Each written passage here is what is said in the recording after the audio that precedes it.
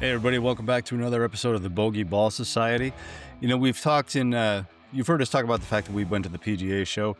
We met a lot of cool people. We united or reunited with some old friends, but met some new friends.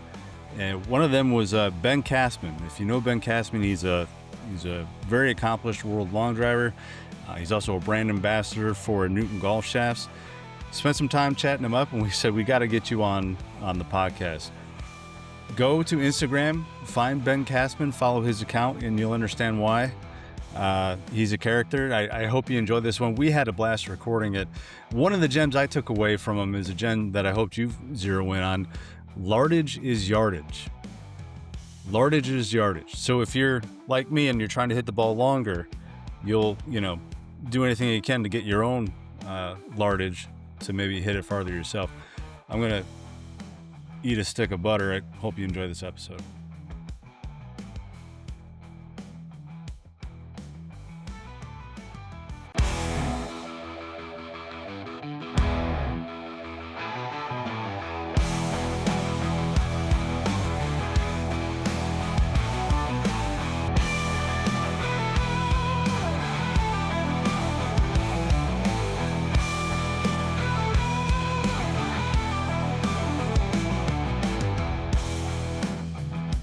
All right, well, Ben Kassman, welcome to the Bogey Ball Society. How you doing, sir? Doing good. Appreciate you guys having me on.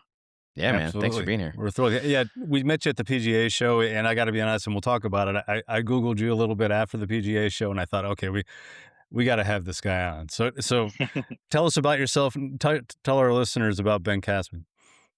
Yeah. So my name's Ben Kassman. I'm a world long drive athlete. I'm also a trick shot artist and charity golf entertainer. So I travel around, set up on par fours or par fives, whatever the company wants me to be on.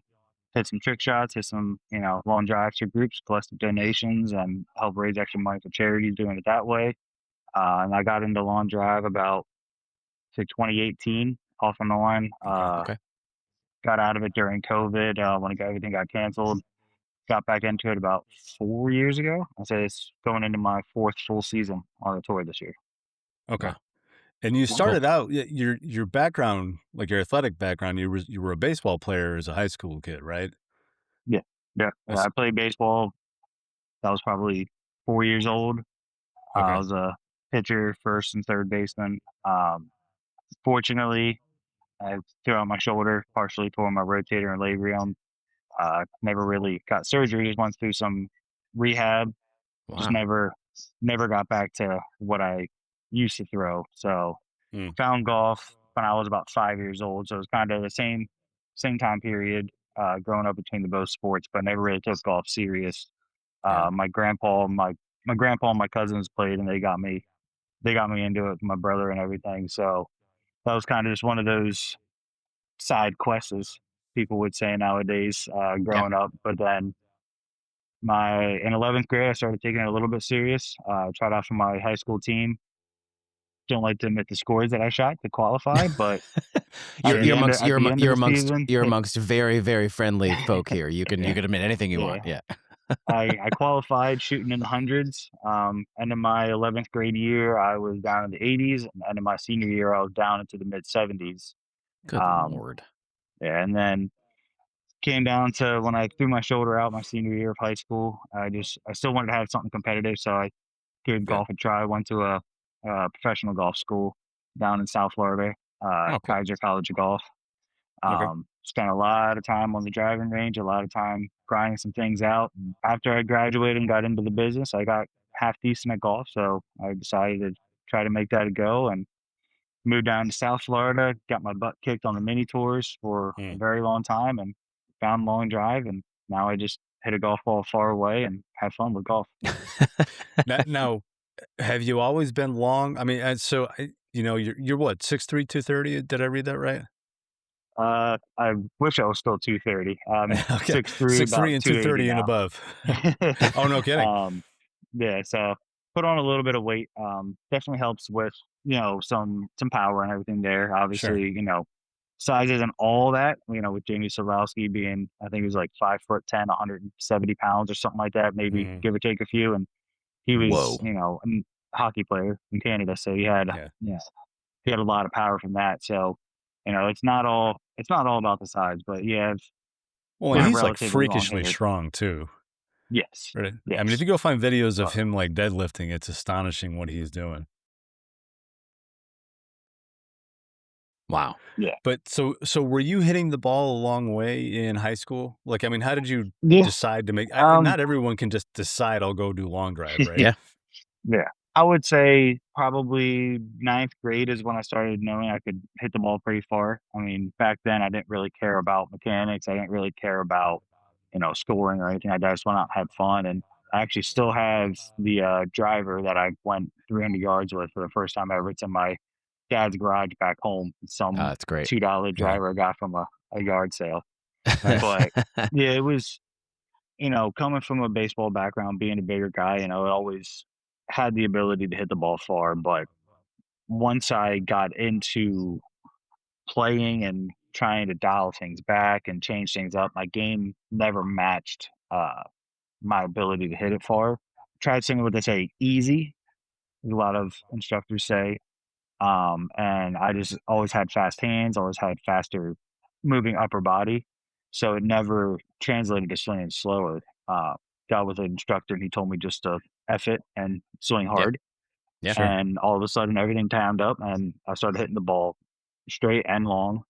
Wow. And then just got told to try long drive one day and it's pretty fun. I mean, I got beat my Yeah. first event. I went 386 and somebody went like 420 or 430 or something like that on me. So I was like, I've Holy got a lot of smokes. work to do, but I hate it when that it's a happens to stepping me. stone. Yeah. Yeah. Yeah, Right. Yeah. Yeah. yeah. Yeah. Take those numbers down. Take those numbers down at least a hundo. And yeah. Yeah. I so my whole since I started really being interested in golf, I have heard over and over again, like, yeah, you can drive it, but can you long drive guys, they're not good at other parts of golf. I just think that's like a complete misnomer in that I've watched Kyle's videos. I've watched a bunch of these guys that can pound. Martin has shockingly good hands around the green, surprisingly good putter. I just think that's a mischaracterization, and especially for somebody who was a golf professional pursuing it. Um, do you find that now that like this is your key, you've focused in on this, you've honed in on this, that you've lost certain other areas? Are you less comfortable chipping? Are you less comfortable thing, or is it just all part of the game? Like, is that just sort of bunk? I mean, Because people yes like me and can't hit it yes and 300 no. yards, and so I want to feel better about um, myself. Yeah. Well, and to Matt's point, yeah, I've heard that too, that like if you're a long driver with all kinds of speed, it can be tough to turn the speed off when you need Yeah. to. that's a big thing you'll see with long drivers is they're swinging a wedge like they're trying to hit a driver and hitting a 60-degree 170 yards. You don't Mhm. really have much of gapping there, but like I always like to say when I talk to people about it, it's easy to shoot par when you can drive a green at 3 putts par. It Yeah. does make golf a lot easier. But in all honesty, there back in the day, early days of long drive when there was just strictly guys beating golf balls. Yeah. Yeah, that was kind of their own niche. But now there's a lot of athletes coming out that have the ability to still play golf and keep the ball in play. Now, Yeah. granted, there are still guys out there that are just out there beating golf balls. Sure. But there are a lot of guys that do still play golf at a high level. Kyle played, I believe, D1 golf. Jamie Sadlowski played on the Canadian tour for a little while. Okay. We obviously don't focus a lot on that side of it. I mean, I still do just because I play with my members a lot. Like I just Okay. played a member match today, so I still got to be able to play some golf so I don't embarrass myself a lot out there. It's one of those things where when you have it growing up playing that spot, playing golf itself, it doesn't necessarily leave you. Obviously, it takes time to come back to get used to it again, but if you come from a golfing background, it makes it a little bit easier to play golf when you do hit it over 300 yards. You look at a lot Yeah. of the guys on the tour who average well over 300 yards. A lot of those guys are the ones that are winning it. And they're Mhm. coming into greens with shorter clubs, wedges, spinning the ball more. They're able to access pins a little bit easier. So Yeah. when you keep it in the when you keep it in the fairway, or keep it in play off the tee when you have speed. It definitely helps a lot. But I can see there are a lot of guys that do lose that touch around the greens because it is two different swings. So personally, for me, when it comes to when I play golf, it's two completely different mindsets when it comes to Yeah. that. Irons, I dial those back. Driver, I'll still go at driver a little bit, but can I hit a 7-iron 220, 230, 240 yards? Yeah. Is it going to go straight? Am I going to top it? Am I going to chunk it? Yeah, there's a pretty good chance of that. Yeah. So when it comes to those kind of shots, I just dial that back and just play golf at that point. So Ben, let's get back to your transition from competitive golf to long drive. And there's so much I Oh, want to ask you. I found your name in a photo of a clean cut, different looking Ben Kassman in a blue So, Callaway is it hat. your brother named Ben? Right, yeah. And Your parents then, were unoriginal, but it's funny to Google you, Ben, because like there's different links and those like so that was a link to like your mini tour days, and then there's a link to long drive, and that clean cut guy is gone. And on comes the beard that I see before me. And you've, at Yep. some point along the way, you earned the nickname Caveman. You got to tell me how that happened. So that one's actually kind of a funny one. So a I lot of hope the you like the guys. nickname, first of all. Oh yeah. No, All right, there we the go. minute Right. the minute It's I got called it, I was perfect. like, I like it. That'll work. So like a lot of guys out on the tour, they'll get nicknames. Just it's an entertainment sport. Yeah. So they get some fun names from competition. I got Caveman from my boss when I was caddying down in Jupiter, Florida. I showed up one day. It was a 7:30 tea time. I mean, I'm half asleep. I had really long hair at the time too, so my hair was everywhere. It was windy. My beard was out. I didn't have a hat on. Everything was kind of just blowing everywhere. Probably My grunting a boss little. comes walking out. There was definitely some noises happening at that early in the morning. But uh, That's great. my boss comes walking out. He's like, "Man, you look like you just walked out of a cave." And that's when the member was walking out too. And "Oh, I didn't know we have cavemen working here." And I was just like, That's great. I kind of like that. So they like the members just started calling me that whenever I would come out and caddy, and I just kind of just stuck from there. I was like, I like That's that great. that idea. So I've Yeah. gotten asked if I'm ever going to shave the beard. I get asked if it's super hot down here in Florida with it, and Hmm. it's become a part of me. It was hard to cut Yeah. the hair. The hair was Sure. probably down to about my Oh, shoulders wow. or so. Um, that was just kind of more of out of an aggression type thing. I was practicing and it was windy and it was just blowing all over the place. So I Yeah, just yeah. I just cut it. But no, the Did you beard cut it? stays. Did you cut it like mid practice? Like, was it one of those things where you're just Oh like, no, that's it? no, it was the Oh, next okay. it was the next day. Yeah. Well, I was Okay. about to I slept on it ask. a little bit. Yeah. I want to ask your personal best in long drive, but now first I want to know, like, did the personal best come with or without the long hair? Is it a Samson story? Is that what you're asking? That's kind of what I'm Like, getting yeah. after. Yeah. I think it was the beginning of this year in Mesquite. I'm pretty sure I had Is the it long hair. 418? Did I get it You right? had the long 418. hair? Yep, I'm pretty sure it was out in You got to grow that Mesquite. back, man.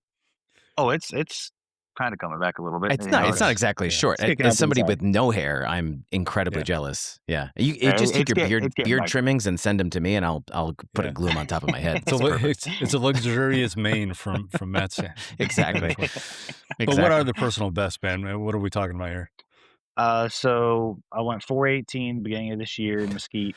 My God. This off season, I finally broke the 150 club group.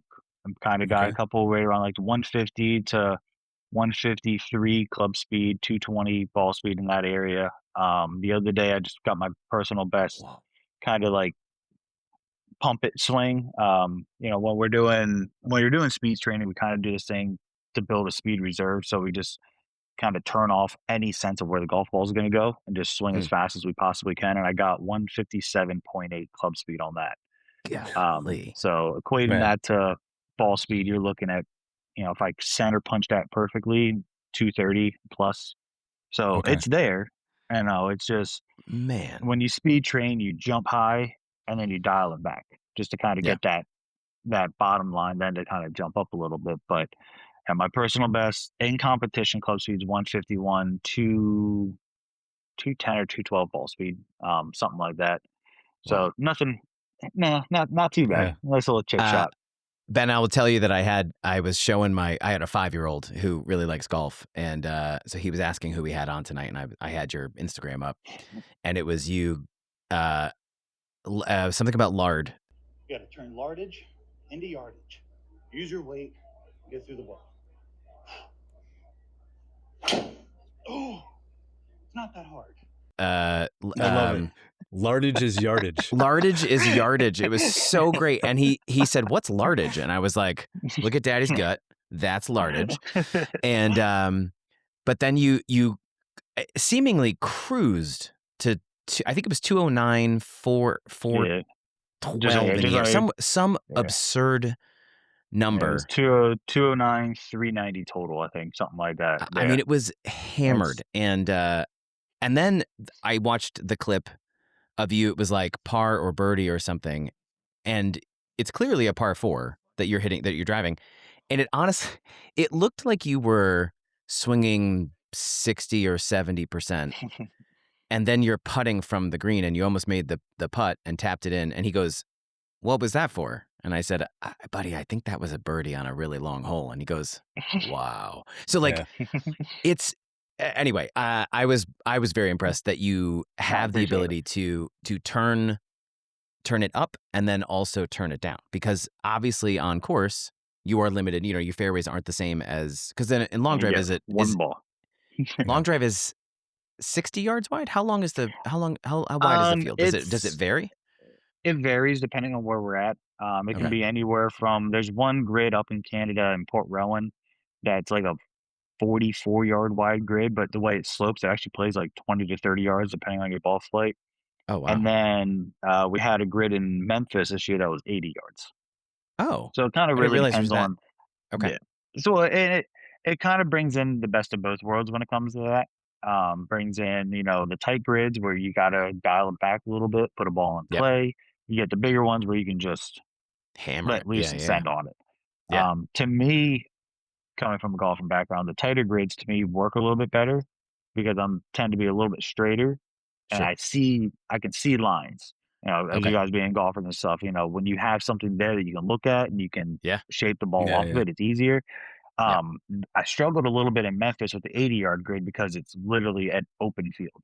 So I kind of got up there and you look at it, you look at it, you're like, oh, I should easily be able to hit this. And it's like, it didn't draw my eye into hitting a shot shape. It just kind of just let me just swing. And I'm like, hit some decent balls, but it didn't give me that feel of having to fit something in, if that makes sense. Yeah, totally. Yeah. Well, I want to back up though. You talked about speed training. Yes, thank you. When an amateur or guy, us mere mortals think of speed training, we think of like the stack or super speed. But your kind of speed training, I have to imagine if I understand correctly, like a long driver speed training session.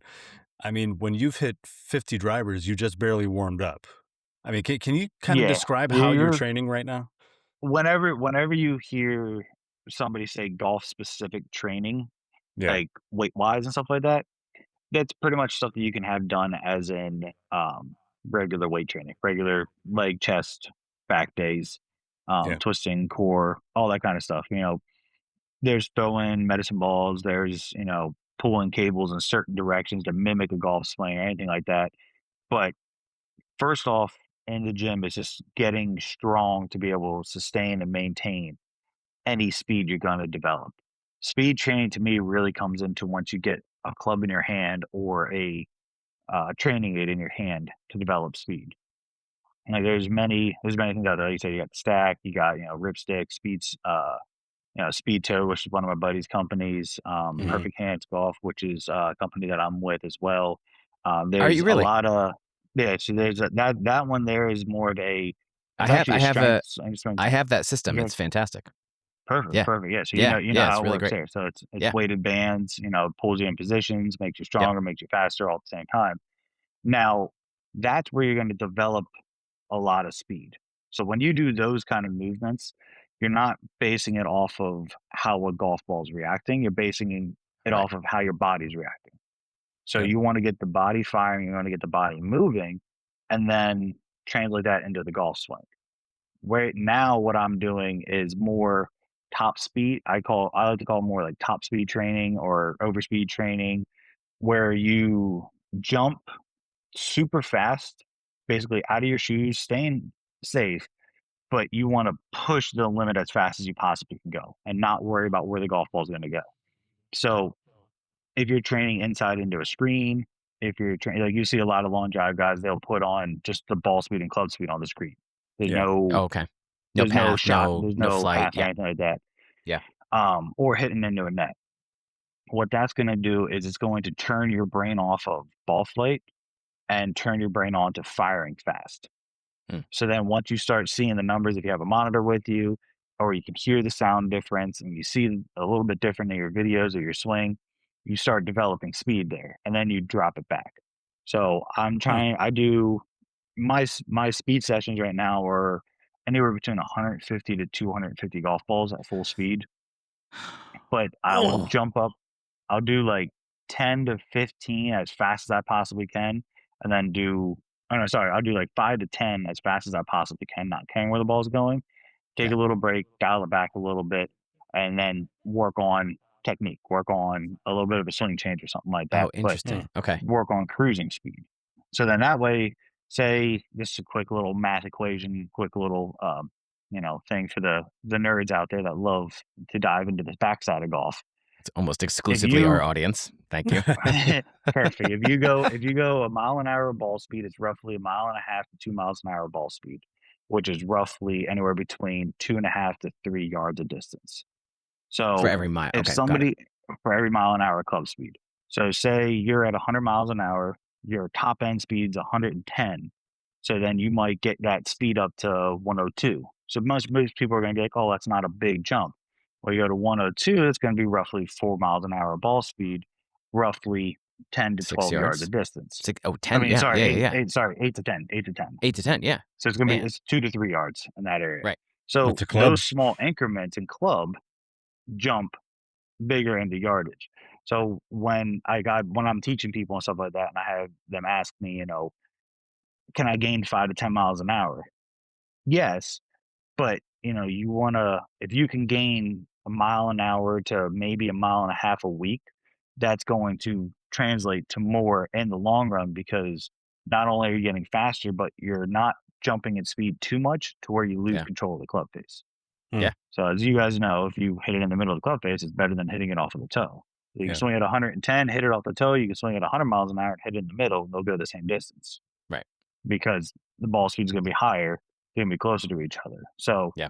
gaining 1 to 2 miles an hour doing a speed training session like that is going to be better off in the long run, because it still equates to more distance. Do you worry at all about, like, are you looking at efficiency when you're looking at those numbers, or is that how you're gauging, like, oh, I hit it out of the toe, or do you just know now, like, oh, I hit it out of the toe, or I hit it out of the middle? Or once you get to really high rates of speed, anything around the center will feel pretty darn good. Okay. But at those speeds, any little differentiation of the club face is going to be a bigger cone bigger for miss. you. It's Yeah, sure. it's going to be a 1-5 smash out of the middle. You might just miss a little bit, and it'll drop down to a 1-4-6, 1-4-7. And that's a pretty Got it. good amount of translation to ball speed. I'm like 1-4-6. but- Give it to me. Yeah, exactly. When you do that speed push, that's just focusing on the speed. And then when I dial it back, I like to do what I call a gauntlet. I like to do kind of like a 40% swing, keep my smash factor where I need it to be, do a 50%. Smash factor has to be in a certain spot, go all the way up to about an 80% swing. And at 80%, I want to be at about 148 to 150 every single swing. Wow. So then Okay. translating it a lot better. And then when I go to the 100, I give myself a little bit more of a gap. I'll go down to maybe 147, 146, and Yeah. be in that realm. And then I'll jump back up in speed again, dial it back in. Are So you that way hitting it's- you're not- balls while Yep. you're okay? So you're not dry swinging. You're actually hitting No, balls while you're okay. Cool. That's- Cool. So I know when I met you guys at the show, we were talking with Eddie, and he has the hits driver. That's right. There's becoming a lot of stuff of dry swinging causing injuries, causing issues. Yes and no. If you're doing it correctly, you'll be fine. Yeah. But it's like dry firing a gun or dry firing a bow. Yeah. It's not good for the product. Yeah. Same thing with the body. It's not the best for the body to do that consecutively, days in a row. You want to do that maybe once a week, twice a week, and then hit golf balls while you're doing it. Because you got to think, especially at these kind of speeds, you're putting a lot of strain on the body to just kind of whiff. If you ever Yeah. whiffed on a shot on the golf course, it Hurts way more. It hurts way Yeah. more than because you don't have actually that hitting the ball. slight bit of resistance. Yeah. Yeah. So I will do, I'll do air swings with products and stuff like that. I'll use the perfect hands using my driver because that's more of a resistance and strength there. It's not really Yeah. dry swinging at that point because there is a decel and acceleration with that. That's right. But I will always follow it up with hitting golf balls. I'll always hit, Cool. personally, I'll always hit a lot more balls than dry swings. So I try to do, Got it. a 1 to 2. So if I do 10 dry swings, I want to do 20 regular swings. Cool. Just to make sure I'm balancing. That's just more just a thing I like to do. Yeah. Yeah. I just know that that's become a question Yeah. or a topic, and so I wasn't sure, but yeah, that makes sense. And once again, it's everybody's different in golf. What Yeah. works for Matt might not work for you, Haynes. What works for me, it might not work for the next person down the road. Yeah. It's finding what as a golfer works for you is the best way then to get better. And Yeah. not just in speed wise, that's in the entire part of the game as well. For Well, sure. that's definitely true. I mean, I've toiled for years with the stack, and I don't really have a ton to show for it. I've had the hitch driver, and I've been using that for about 3 weeks, and I'm seeing gains, like a lot of gains really soon. So yeah, I That's completely great agree. to hear too, because I know Yeah. like we had Eddie on, and Hayes was all in on the hits driver. And then when it finally showed up, it was like I don't remember if it was the holidays or something. There was just, you were like waiting to time of start year. it. Yeah. So it's great to hear that there's actual progress, because it's one of those things where it makes sense on paper. And I think so many of these things make sense on paper, but then when you put it into practice, it either works for you or it doesn't. So it's great. That's awesome to hear. Yeah. And it's one of those things too, like the hits driver might work for you, but once again, it might not work for somebody else. Sure. It's a great product. I'm not bashing any products. I never do that. I like to support everybody. But once again, it's one of those things where that might not translate into somebody's actual swing. Same thing with dry swinging with another product. It might not translate into this. So that's where it's like you really need to figure out what happened. Exactly what you just said. You've used a stack, didn't really see any changes. You switch over to the hits driver, boom, it translates into your swing. So that's a prime example of finding out what works for you. For sure. Yeah. Now, back to your training though. What are you training for? Like when's the next long drive competition? Like, tell us about your schedule for the upcoming season. That's the $1 million question right now. Yeah. We still haven't gotten the schedule yet. We've been told that there's a schedule coming out, hopefully soon. Really what I'm training for is just to kind of keep the body ready still for all my charity events I have coming up. I got about 7 to 9 events over the next month and a half that I got to go out and, hit for. Is that right? And and it's, obviously I'm not doing full swings in those ones all the entire time because you're hitting for 140 people. Yeah. But, got to keep the body, ready to entertain some people. But I believe what I heard is over the next couple of weeks, we should be hearing something, hopefully starting in like the April, May time. Not certain how many events there are, but I do know I am getting ready for the Endless Summer event up in Belleville, Ontario, with Zeke Agency. It's I don't know that. they've been doing they kind of do their own thing. There's going to be 64 hitters. It's a long drive pro-am. It's one of the biggest long drive events outside of a world championship. I went to it last year. I mean, it's a show. It's under the lights. It's at night. Cool. I want to say last year there was maybe 1,000 plus people in the stands. That's rad. The day before we do kind of a preliminary thing. If you don't make it through, then during the pro-am, we got to do some on-course qualifying. But we get to go out with some of the sponsors. We get to go out with some of the people from the crowd and play golf with them. Kind of get that nice little interaction with them, give them an idea of what we do. So idea. that one is June 24th or 5th, something like that up there. So definitely that has my full attention right now, getting ready for that event because that's a big one I want to try and get under my belt. That's really cool. Yeah. That's a great idea. I think the idea of being able to I mean, I know the whole point of long drive is that it is a spectator sport. It's there are crowds. It's exciting. It's Yeah. you're pumping that thing Loud. up, and yeah, but it's so the opposite of okay, hush, he's about to take a shot. It's almost confusing the first time you watch it. I mean, I remember watching it and being like, they're so loud. Why are they being so loud? But Yeah. then you It's see the it's you do see weird the when it's competitors quiet. like getting the crowd fired up. It's really Yeah. awesome. Um, I just want to ask one of the things I was watching some of your swings on socials, and I mean immediately noticed when your follow through, your left foot comes completely like you end up pointing at the target Mhm. in a Scotty-esque way, and I don't know that I've ever seen anybody do that, and it was so awesome because it was every time.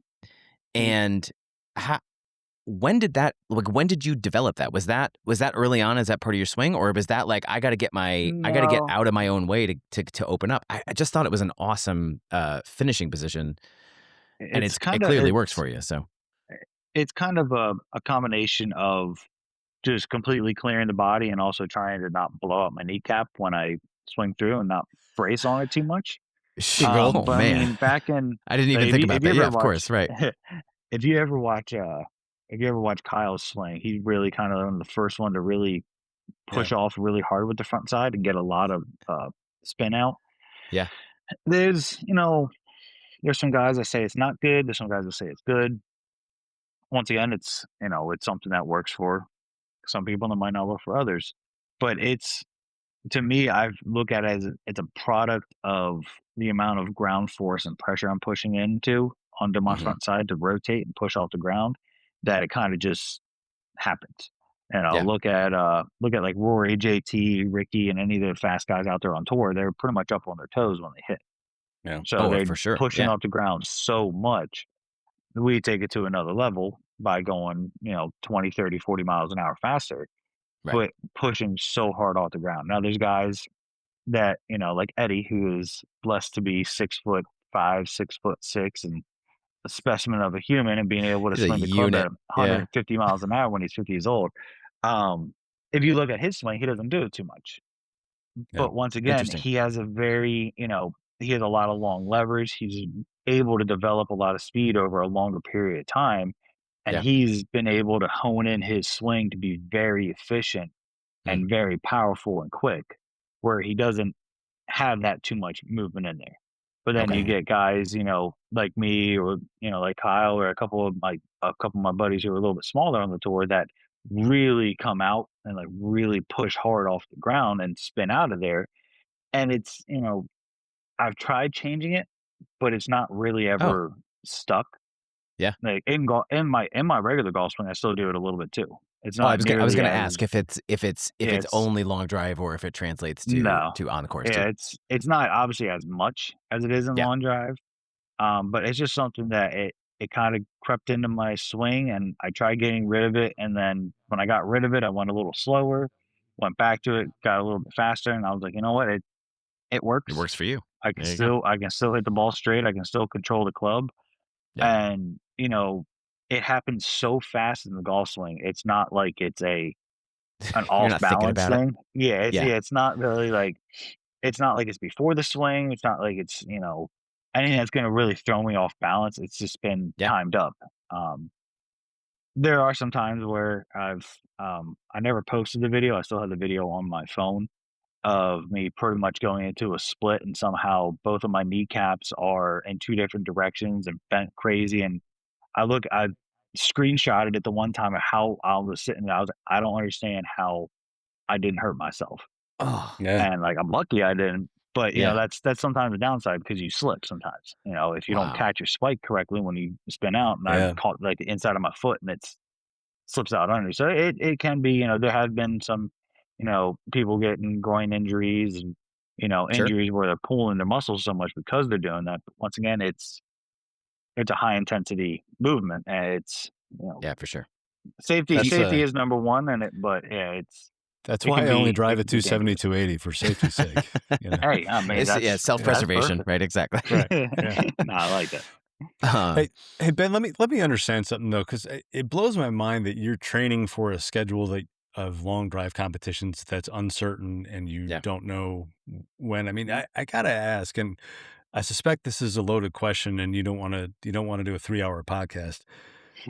It's what the hell is wrong with the sport of long drive? Because I mean, I remember watching it on the Golf Channel and like, this is great, this is a spectacle, this is awesome, and then it just seems to me like the sport there's like TV coverage issues and it toils in obscurity when it shouldn't. It seems mismanaged from my perspective. There- Am I wrong in There's that? there's a 3-hour rabbit hole that we can go down. Yeah. Sure. But kind of, the the short and sweet part of it, I was never lucky enough to really experience that side of it. I Okay. got into it kind of when it was kind of fizzling out. I mean, it was coming back pretty good there right before COVID. So I Yeah. got to experience it a little bit, but I never got to experience, the Remax days and, all of that. So Yeah. my views kind of skewed a little bit on it. I've kind of seen it the way it is now for a while, but there's definitely, you know, I think there's a disconnection between the players and the league Okay. and, not understanding kind of where it needs to be and where it needs to go. It's kind of coming back there a little bit with Bryson getting in there and, Bryson Yeah. and Martin doing some social media stuff and really Yeah. pushing it. Yeah. And I think in my opinion, for what it's worth, I think the social media aspect is where it has to go. Hmm. It's trying Yeah. to go back to the TV days and just unfortunately I look at long drive as kind of more of a byproduct, not a product of something, Okay. because not too many people want to go out and just sit there and watch guys just hit drivers all day long. Like it's cool for a little bit of time, but it does get a little a little boring after a while. But there has to be a way to spice it up, and I think it's comes Hmm. from having something else along with it, like what they do for Endless Summer where we have a pro-am. We That's get to really actually smart. interact with the fans. Yeah. The fans get to meet somebody that they wanna actually cheer for. Yep. Um, so I just think there's just such a disconnect in the new way of how things are being done nowadays. I mean, take Good for an example. I mean, I was just watching out there in, the Waste Management, they had their Good tournament. I mean, these guys started, what, 7, 8 years ago or whatever it was, just Just trick doing shot. Just little trick trick shots. shot videos and stuff Yep. like that in social media and grew a product so big just through social media that they have an insane production now on Golf Channel and It's NBC it's and their social nuts. medias. Yeah. And it's not too many people sit at home and watch TV anymore. Like, we Yeah. gotta be honest Sure. about that. Yeah. Everybody has one of these in their hand all the time. They're always watching YouTube. They're always watching TikTok and Instagram and everything. And, Yeah. that's where the views are, and it has to go down a road like that. And until they tap into the product of what the players themselves produce through Yeah. Hmm. social media, I just don't think it can make it back on TV until then. I mean, once again, that's just my opinion of Sure. you know being in the sport from where it's kind of been trying to rebuild from what it used to be, and it's going to be hard to go back to the Remax day just because it's not really like you said, it's not seen that much. You see it every now and then on TV and maybe a couple posts here and there on social media. Like Yeah. it has to be shown. Do you think that the other, I mean, I know I'm effectively asking you to answer for other people, and I know that's not really possible, but do you think that's something that within the other competitors that they're like, yeah, get me on social media. I want a presence there. I want to be able to do that. Or is that not why they're in long drive? Because I could see both sides of that story. Like, no, I Yeah, just want to yeah, compete I and I can. want to compete on a big stage. I don't necessarily want to go drive people to my own audience. Yeah. And I see it both ways. I've always been a big believer if I can just snap my finger real quick and get rid of all social medias and stuff like that, and just focus on the sport of how we used to do it back in the days, of where it was just it was on TV because there was no other way to see it. Yeah. And And if you I didn't know, have social media, I'd have to actually talk to other human beings, though, and that would be that's true. That's true. I mean, you're yeah doing it right now a little bit Yeah, a little over bit. social Right. through a media. Exactly. podcast. That's right. um, but yeah, I can see where some people don't want to do it that way because, in my opinion, um, you know, it's not hard to do social media, but it's just another thing to do. It's just another It is. piece of Yeah. work you had to put in there. You got guys, unfortunately, long drive, we're playing for small time purses. So all of us have jobs outside of it, whether that be guys on Right. social media or guys like me who work at a golf course. I have a 40-hour work week with lessons and travel and everything. So it's, Yeah. Hmm. it's one of those things where, if I have a video to post, I'll post it. If not, it's not as consistent. So I can see, a lot of the guys that've been in the sport for a while not wanting to do that way. And Yeah. it is like that. Well, But also the more it's, successful you get, the more you have to post, and the more of a yeah. job it becomes. So I can see the argument Yeah. against it for sure. Yeah. Yeah. But Yeah. it doesn't really necessarily have to fall on the hitters. Yeah. It's just somebody has to take the torch and run with it. Somebody has Agree. to actually post more, I would say more behind the scenes stuff too. Yeah. It's Yeah. always the guys hitting on the tee deck, which obviously that's when we're competing. But I Sure. mean, the stuff that happens on the range, the stuff that happens in between, the hangouts, everybody being kind of together. It's just Yeah. The it's a camaraderie sport of that's that not, aspect. Yeah. it's kind of a family style out there. Yeah. When we're on the tee, obviously we want to beat each other, but afterwards, go out, eat some dinner, have some drinks together, and have a good time out there because Yeah. we're all, we all want to compete at a high level, but that side's never really shown, which Well, we saw that at the PGA some show of when it we were can't be. talking to you. You ended up hugging 5 other giant human beings that were walking around the show too. So we definitely Yeah. saw So that. Yeah. it's It's really like, true. everybody, like everybody, we're all around the country, all around the world and stuff, and it's, when we get to see each other, we haven't seen each other for a while, so it's good to catch up and good to hang out. There's a Yeah. lot of sports out there. You see a competitor and you don't want to do that. You want to Yeah. have nothing Yeah. to do with that person. Yeah. But I think that's what kind of separates long drive a little bit is that, obviously when you get on the tee deck, you want to, if the three of us are up there, I want you guys to hit a 400-yard ball. I want you to hit a ball in play because I Yeah. want to hit a better one. Yeah. If you get up there and you go out of bounds, it's kind of like, you know, there's some people that I go up against that I do hope they go out of bounds because if they hit a perfect ball, I'm not going to really catch them. Yeah. But still, like if they go out of bounds and I beat them, to me it kind of has an asterisk to it. Yeah. Sure. I Yeah. want Yeah. them to I get that. put a good Yeah. ball in play. So not only do we want to beat the crap out of each other, but we also want to make each other better. And Yeah. this is probably one of the first sports that I've ever seen competitors wanting to help each other out. Like That's awesome. Eddie Yeah. wants to help out a lot of guys. Justin James helped me out 2 years ago before Worlds, and then I almost beat him. He got me about 1 yard. Oh, But there's not, wow. there's not too many times where you're going to go up against somebody, but you're still going to teach them. You're still going to Yeah. give them, those extra, pointers. Yeah. And most of the time, you want to have the edge on every competition. But on our side of it, if you hit your best ball and you're the world number one, and I hit a better ball, that feels pretty good. Or even Yeah. if JJ was the world number one and I lost him by a yard, that still, to Yeah. me, I was like, it's right there. It gives you a measurement to what you are going to be doing out there. For So sure. Yeah. it's definitely it was definitely weird when I first started seeing that, and I was like, coming from a competitive background for other sports, and I never wanted to give somebody Yeah. a competitive edge, but it makes sense Yeah. out there. That's Now, awesome. you mentioned some of your other roles and other jobs in golf. When you're competing in long drive, you're competing with Newton Golf shafts. Tell me Mhm. how that came to pass, because they're an interesting concept. They're not like every other shaft out there, and you Yeah. So wouldn't typically assume that's a long driver shaft, but I mean you're finding a lot of success with them. I got to hear how this. They're a so I lightweight got shaft, right? They're lightweight and they're really big on the Champions Tour, right? So so I got in my brain doesn't necessarily translate to long drive. So yeah. So these two right here, if I can kind of get it to focus a Yeah, so little you Yeah, bit. got yeah, are they you're This fast this motion? Is one that what down it is? here, this one's motion, and the top one's fast motion. Okay. okay. So the more purple colored one is kind of our normal line of shafts.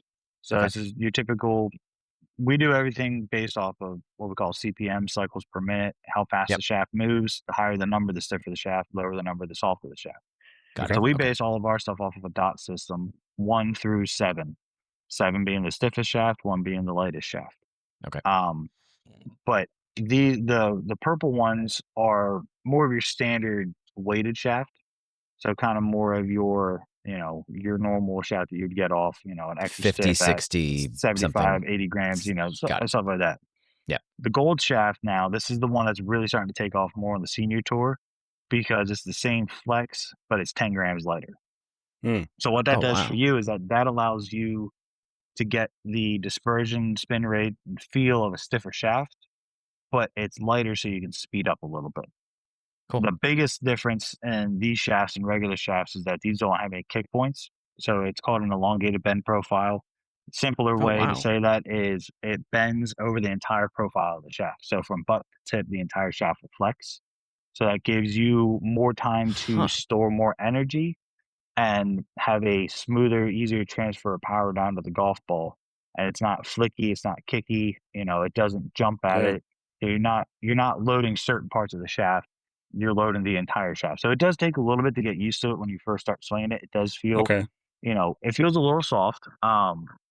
Even to like the stiffer flexes, they Mhm. don't feel boardy. They don't feel super firm because the entire shaft is moving for you.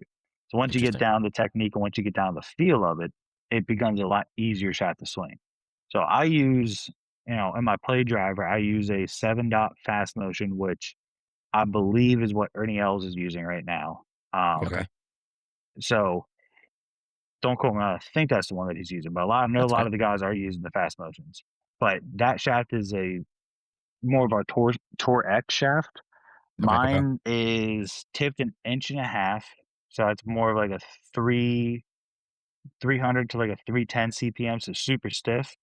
But Wow. it's only 68 grams, so it's super lightweight. Holy smokes. And comparative Yeah. to things, most Comparatively, it shafts would at be 80. 80, 75 to 80 grams in that Yeah. area for that stiff of a shaft. So it gives me the ability to swing hard at the ball, trust Yeah. that the shaft's going to work the way it needs to, but I'm not Yeah. going to be working at it. And these two right here are more of my long drive ones. So Okay. Okay. this one is a 2-dot fast motion, and then this one has the special little LD. there you go, Nice. LD on it. So this is the long drive version right here. And it's a 1-dot? 1 dot. So So the this most is flexible, right? That's yes. So yeah. this is I want to say so it's a little bit different than our regular 1 dot. So Okay. this one has a reinforced midsection tip and grip to it. So it's just more of a stable shaft for us swinging at faster speeds. And I then was the gonna say torque is a lot. you're swinging Yeah. with This 150 miles an hour. That's probably this a one I've good gotten idea to over be 150 reinforced. miles an hour, yeah. Yeah. Yeah. But the LD version has a 6-dot extra stiff tip into it. So it helps out with torque.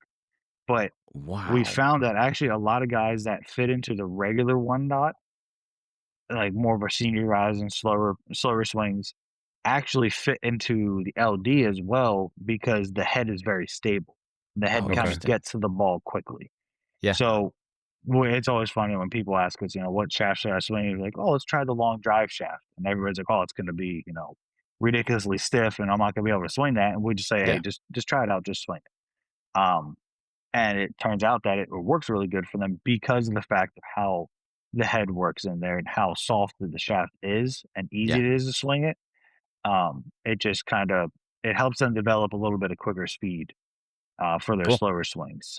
But yeah, this 2-dot fast motion here is about a I think 220-ish CPM area.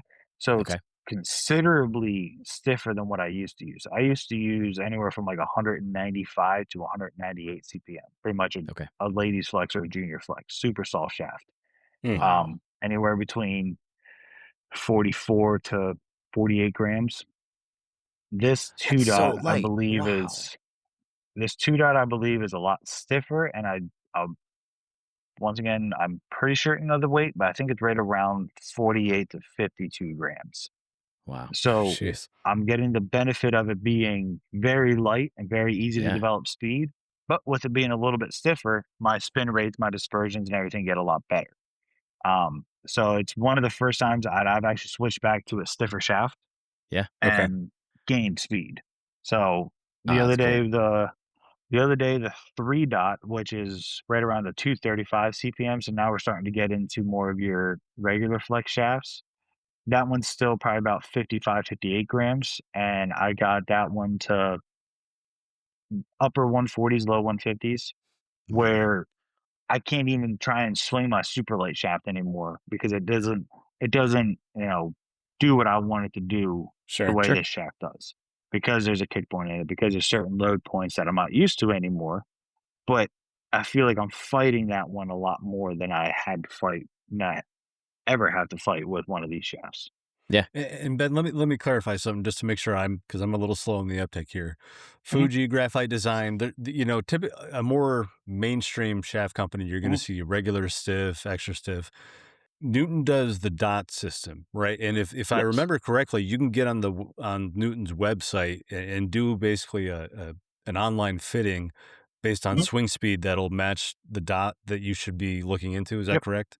Okay. Yeah. So one of the things that we tell people, if you're not able to get out to get a fitting done, Okay. go onto the website, go through the online fitting. Mhm. We'll send you the shaft out. Then once you get the shaft, work with it a little bit. Now, once again, I said it's going to take more than 2 or 3 balls to get used to the shaft. Hit it, 2 or 3 days, get used to it. You got 30 days, 30-day guarantee. Oh, So wow. if it's not giving you the numbers you think it should give you, Yeah. send us an email. We'll get you to type in all the information that we need, get what your numbers are, and we can then dial that shaft in a little bit better. Hmm. Now, That's amazing. the reason being is when you get fitted for a club, have both of you been fitted for clubs? Yeah. Oh So yeah. so when you go there, you probably had somebody sit there and said, "Okay, you're swinging X speed. We're going to use X shaft," and that was it. They're going with Yeah. that, and then they dial in, weighting, and kind of the kick points and everything like that. But with these shafts, we look at the baseline of your speed, get you dialed into what shaft that is, and then once we get you into that shaft, then we looked into optimization. So we look into the launch, the spin, your dispersion, go into your swing, look at your transition, how you loading and unloading the club. Because if you're somebody, you can overload a shaft, you can overflex a shaft. If you Mhm. have a really hard transition, and if you do that and you don't know how to unload it, you're not going to get any speed or benefit from that shaft. So you might be a 90-mile-an-hour person with driver in your hand, but you're swinging super hard, but the shaft is lagging behind. The head's never getting to the ball because you don't know how to unload that. Oh, So interesting. we'll look into that and we'll go into a little bit higher of a dot. So say you fit into a 3 dot, we might go up to a 4 or a 5 dot to help counteract that. And then Yep. what that's going to do is it's going to load the shaft correctly and it's actually going to kick through. That's where you'll gain that speed Hmm. because the shaft, since the entire thing is flexing, you're going to be able to then get a little bit quicker of a twitch. The head's going to get down to the ball. The shaft's going to actually unload. And you're going to go from a 90-mile-an-hour swing to maybe a 95-mile-an-hour swing. You didn't change anything, but you have a shaft now that actually is working for what your swing is. With you as opposed to against you. Yeah. Yeah. No. That's I have rad. a buddy. He fitted into a 5 dot and he had a really hard transition, so we put him into a 6.5 dot, which on paper is way too stiff of a shaft for him. But he all of a sudden was able to control it, develop a little bit of speed, got a little bit more ball speed, got his dispersion back without changing his swing. Because also you got to That's remember awesome. too, like I said, it is a full bend profile and they're lighter shafts. Even though you're going stiffer, it's never gonna feel like a boardy rebar piece of shaft. It's Yeah. gonna feel easy. Yeah, I played with one of those and it was a nightmare. By accident. That's, I bought a but I that's bought a stiff also shaft. I bought a stiff shaft off the rack And I went to a fitting and they CPM'd it and they were like, "Why do you have a 3X stiff shaft?" And I was like, "I don't. It's a stiff." And they go, "No, it isn't." And I mean, I could never, I couldn't feel the head ever. Literally, like at just the top of my swing, I was like, "It's up there somewhere, but I don't know where it is." And that's the issue too with when you get fitted the shafts in the cart. Like you probably got fitted for a club once, hit it great, got the club in, and it felt completely different. Yeah. Now, unless you are paying, the $400, $500, $600, $700 upcharge for an upgraded shaft, that is more of a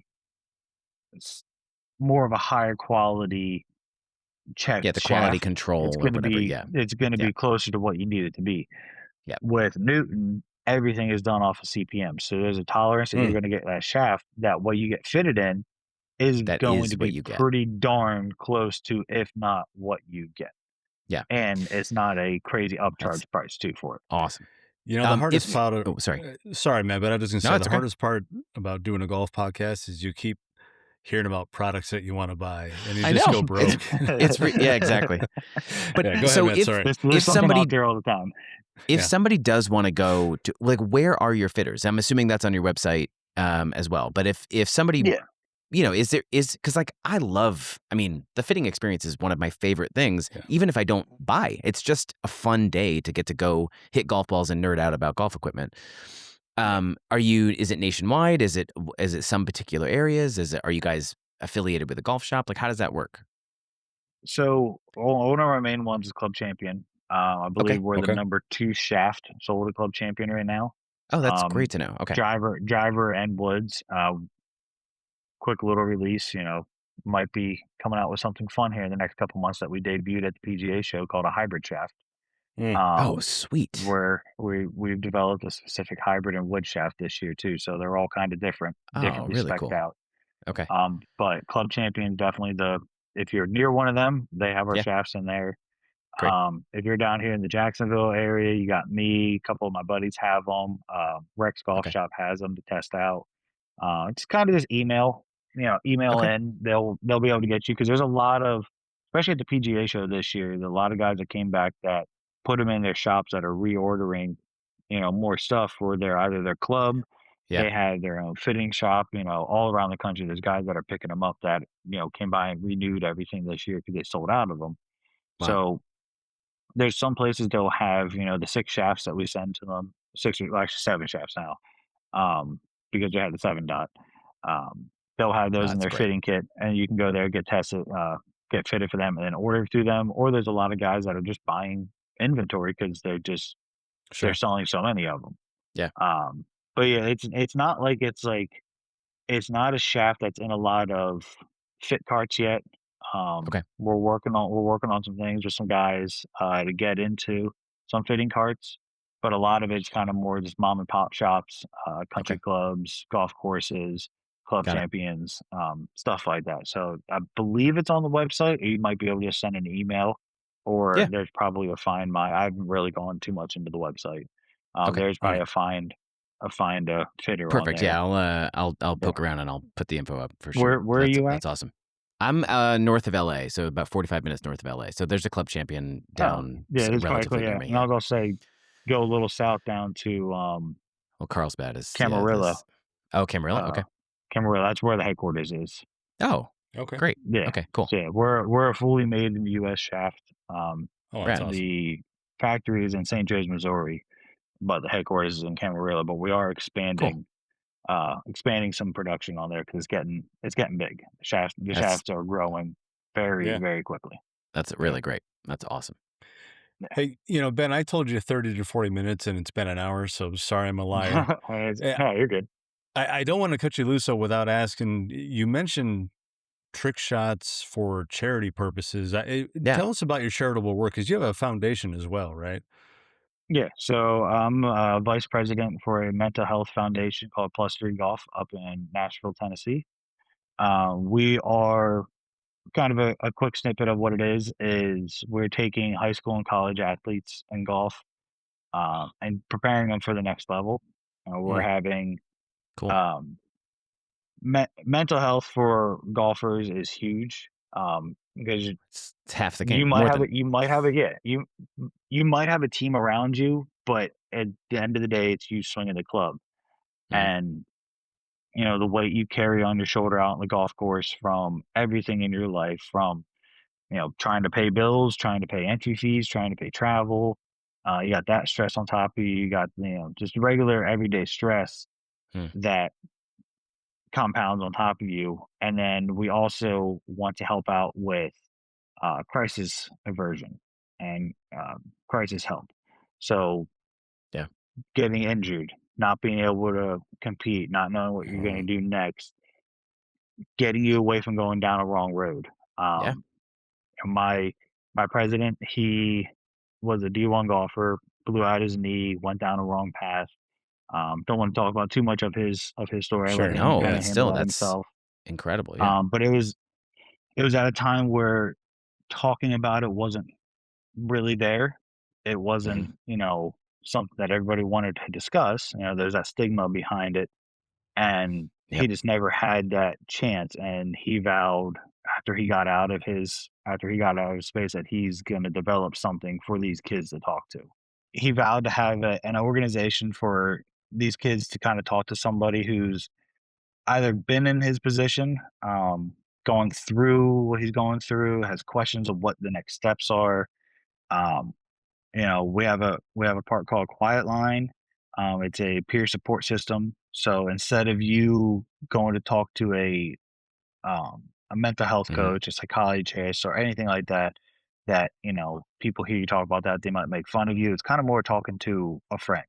It's talking to somebody who's been in your position, tried doing what you're trying to do, has been there and fallen off, has been there and succeeded. It's a support system to really navigate that aspect of getting to the next level That's and awesome. helping prevent any issues. And we have a fully licensed mental health coach with us as well. So for any higher up Mhm. issues that the advocates can't really go with, we send them over to them. And they help work them through. We're also going to have fitness coaches, nutrition coaches, obviously mental coaches, everything that they need to get to the next level. We're going to help provide that and help them out. What a And great also, idea. since it's in Nashville, we also have another very individualized, um, not sport, but line of work. I can't really think of the word I want to say, but country music artists. Okay. So we have a couple of country Oh, music artists, up rad. and coming guys that we work Yeah. with, help them get gigs, help them get, recognized, and we partner it with golf. So all of our charity events that we do with country music as well. So we help This get these is guys, awesome. the recognition they need, Mhm. help get them practice, help get them in front of people. And it's a good, music and golf goes together very well. Yeah. Yeah. So, it's something that we found there's a big missing hole for, and we wanted to make sure, we kind of cover all of the bases. I was going to have scholarships, also going to have, well, I actually just talked with them about it today. I probably can't go too much into that part Yeah, of it. don't spill the beans yet, but yeah. yeah. I won't go too far into that, but scholarships. We're gonna have a junior tour to get kids that who might not come from a big funding for Yeah, golf, absolutely. Sure. and golf's kind of put to the side. We're gonna help them out and get that going. Wow. But pretty much once you're into our organization, and obviously there's gonna be a criteria to meet to get into it. But once you're into our organization, you're going to have complete access to our entire network of help that you need to get to any part of what it is. And it's not just kind of one of those things you come in, we help you out and kick you Yeah. out. No, you're in there for the long haul to get you to where you need That's to a be. And tell us fantastic program. once more for Wow. the listeners, what's the name of that organization again, if they want to go find it and learn more about it? It's plus 3 Plus golf. 3 golf. Okay. The Okay. plus3golf.org is the foundation. We also have a media company that's going to be running our YouTube channel and our podcast for it as well, Awesome. called Plus 3 Golf Media. Okay. That's going to be the YouTube series is probably going to be the most fun part about Yeah, it. sure. Because we're going to take these high school kids to the golf course and test them. Pretty Sure. much. Yeah. We have tour guys that can intimidate some people and see how they, hold their nerves. And to me, Yeah. my part of it is to really see how they handle themselves. So if they go out there and shoot 80 or 85 and they're trying to play D1 golf, that's going to be pretty hard to do. But I'm looking at what was the circumstances that they were playing. Yeah. Yep.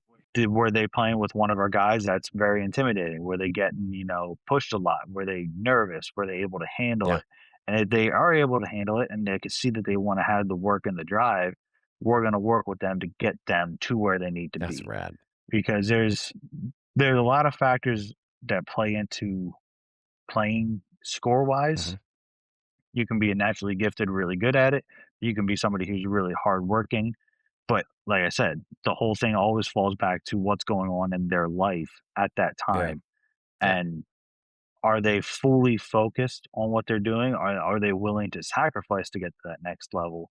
And how are we going to get them there if they have the potential to do Yeah. it? So there's, it could be a financial thing. There could be a family Sure. Yeah. financial burden that they have all the skill in the world, but they're worried about There's a barrier. other things going on. Yeah. Yeah. So we want to make sure that, we take that weight off of their family's shoulder to help them reach their potential. That's And if they incredible. reach their potential, that's great. If not, they had a chance. Yeah. They didn't, go into it and half-ass it and not actually give it their all. Yeah, or they wonder And, what if I had the chance Yeah. or what. Yeah, that's amazing. I love that. Yeah. That's really Yeah, that's great. fantastic. So there's a lot of stuff we have. And there's going to be a lot more announced here in the next month or so, as we're gearing up for the full launch. Well, That's how cool. do people catch those announcements? I mean, will that be on your Instagram, that kind of thing? It'll be on my Instagram. It'll be on the +3 Golf Instagram. It'll be on the president's Instagram, Brett Emmers. It'll be it'll be blasted That's everywhere. great. yeah. We'll throw all that in the show notes too, yeah. so people can follow. And I appreciate it. Yeah, that's Well, awesome. it's all the more reason to. I haven't really. I'm sorry, but that's all the more reason to follow your Instagram because, again, I mean, I appreciate it. Lardage's Yardage is a gem that you can't get anywhere else. So is the best way to put it. I need that on a shirt right now. Oh, You need a Right. T-shirt, man. Oh, Now, I mean, yeah. that's that's something that's already Nice. Yes. Yes. it's already in the Awesome. works. We have Oh, I love it. we have a pretty I'm good gonna go amount get of- some. pretty good fun things. I'm gonna go buy a lot of but- KFC over the next few weeks because Lardage. I was is gonna say, Yardage. Hayes needs more Lardage in his life. That's for Yeah. sure. Do it safely. Ben, so glad we met you at the PGA show, man. This has been awesome. Thanks so much for giving so much of your time to us. I appreciate it. It was great meeting you guys. Thank you for having me Oh, on. really Absolutely. great to have you. Awesome. Everybody, thanks for listening. Take care. Everybody. Thanks, guys. See you soon. Thank you. All right, that was Ben Kassman. What a cool dude, right? A lot of personality. The caveman certainly cares passionately about the game of golf, about World Long Drive, about Newton golf shafts. I don't know about you, but I'm intensely curious about Newton shafts. I got to track that down and test that out. Folks, I hope you enjoyed this one. Again, email us at bogieballsociety@gmail.com. Go find us at lifeattheturn.com. And don't forget, if you need shoes, go to squares.com, enter Bogey Ball Society when you're checking out. You'll get a discounted price there. Thanks for listening. We'll see you next time.